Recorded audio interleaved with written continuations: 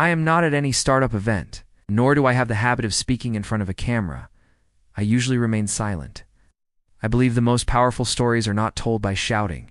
They are told through actions. Today, for the first time, I am telling my own story. Not for any headline, nor in hope of recognition. I just want to let you know. A person who grew up without any spotlight, yet one day created light within himself. This story is about that boy who had no big background, but had a deep question. What can I build that will never be forgotten? I may not be a familiar face to you.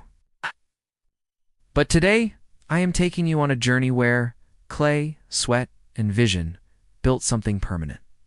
Shall we begin? I was born in 1956 in a poor village in Lishui, Zhejiang province, a place where most families barely had enough to eat. Our roof was made of straw, and the floor beneath our feet was hardened earth. But inside that small house lived a family that refused to give up. My father was a bricklayer, taught me how to stack stones with purpose. My mother, despite our poverty, gave us dignity. Washing clothes by the riverbank in winter with bare hands that turned purple from the cold. We didn't have much. But we had this belief that if you work harder than the pain, eventually, the pain gives up. I was not a bright student. I failed more than once, but failure did not define me. Because I believed something stronger than talent is persistence. At age 19, I left my village, not with a suitcase, but with a small cloth bag, a notebook, and a promise to myself. One day I'll return, not just as a son of this village, but as someone who brings back something lasting. I moved to Ennui. No job, no connections. The only thing I had was my hands. I started making bricks by hand, not for money, but because bricks were something I understood. Each one made correctly. Each one laid properly meant a home for someone. People laughed. "You're making bricks in the age of steel," they said. But I wasn't just making bricks. I was learning discipline. I was learning the patience of building, one block, 1 inch, one foundation at a time. Eventually, I saved enough to rent a tiny workshop, and there I started a business. It was not a company, it was a stove with clay around it. I made roof tiles, then bricks. Then I studied what was next. That's when I saw something. In a government document, I read about quartz, a common mineral, but its potential unlimited. Quartz is used in glass, solar panels, electronics.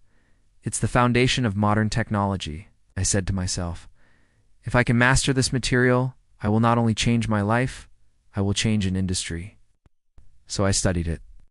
I read books. I met geologists. I learned how to purify it, how to shape it, how to harness it. Then I founded my company. It wasn't called a unicorn. It didn't get venture capital. There were no launch events, no media. It was a factory, just fire, dust, and ambition. But that factory had something that others didn't. A founder who never gave up. I worked 16 hours a day. I inspected every batch. When we failed, I didn't blame workers. I stood beside them, with them, shoulder to shoulder. There were nights I slept on factory floors. There were months we didn't turn profit. There were years when nobody believed quartz could become a billion-dollar business. But I believed, because I was not chasing money. I was chasing impact. Then came solar, a revolution. Governments needed photovoltaic glass. Tech companies needed quartz crucibles. Energy industries wanted durable, clean components. And we were ready. Slowly, without much noise, my company became the backbone of China's quartz industry. Then Asia, then the world.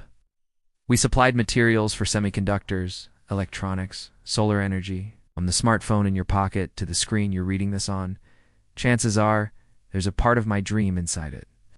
Today, when people speak of green energy, they talk of the future. But for me, it started in the past, in a dusty brick workshop where a young man believed quartz could shape the world. I didn't wear a suit. I didn't attend Silicon Valley conferences. But I attended every shift, listened to every machine, and treated every worker as a partner. That's the company I built. It's still built on the same bricks I laid years ago.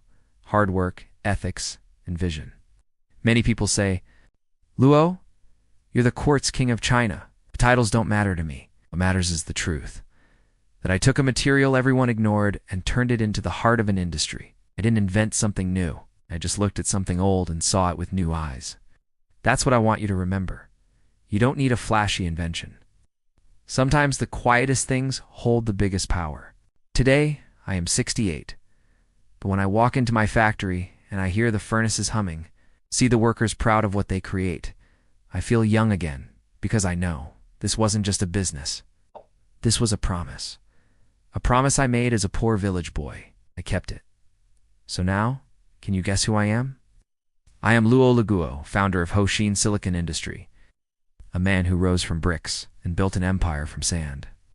I stayed silent, worked, and proved. If you build with vision one day, the world will stand on your foundation.